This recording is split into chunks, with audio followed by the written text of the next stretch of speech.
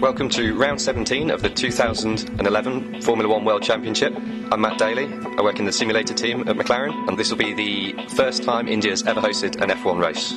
The circuit is 5.1 kilometres long. It's made up of 16 corners. It's characterised mostly by the long straights and tight corners of Sector 1, and by the fast chicanes and the long turn 10 and 11 of Sectors 2 and 3. Getting a new circuit together in the simulator is one of the biggest challenges and one of the most rewarding aspects of working in the simulator team. New additions to the simulator track models are normally much easier to do when the circuit's ready in plenty of time. We can get a good survey, we can get lots of photos, and that helps us to make sure that things are as accurate as possible for when the test and race drivers come in to do their prep work.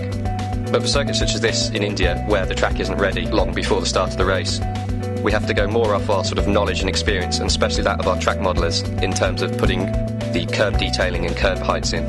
Things like track bumpiness are complete unknown and may play a big part in setup work on Friday at the track.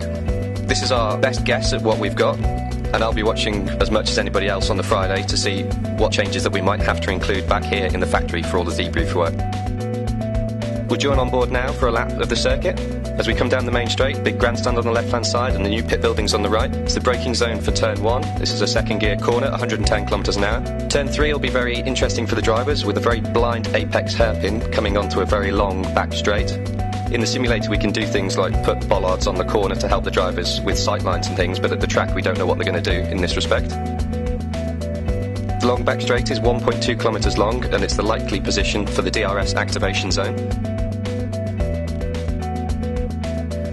Coming into turn 4, it's a second gear 90 kilometres per hour corner that opens out with a beautiful downhill view of most of the circuit.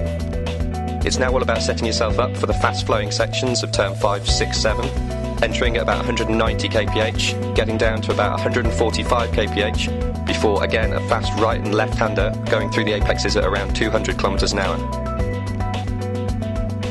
Turn 10 and 11 is a 230 degree right hand corner. The car will be laterally loaded for something like 8 to 9 seconds, and it's likely to be the big front left tyre killer.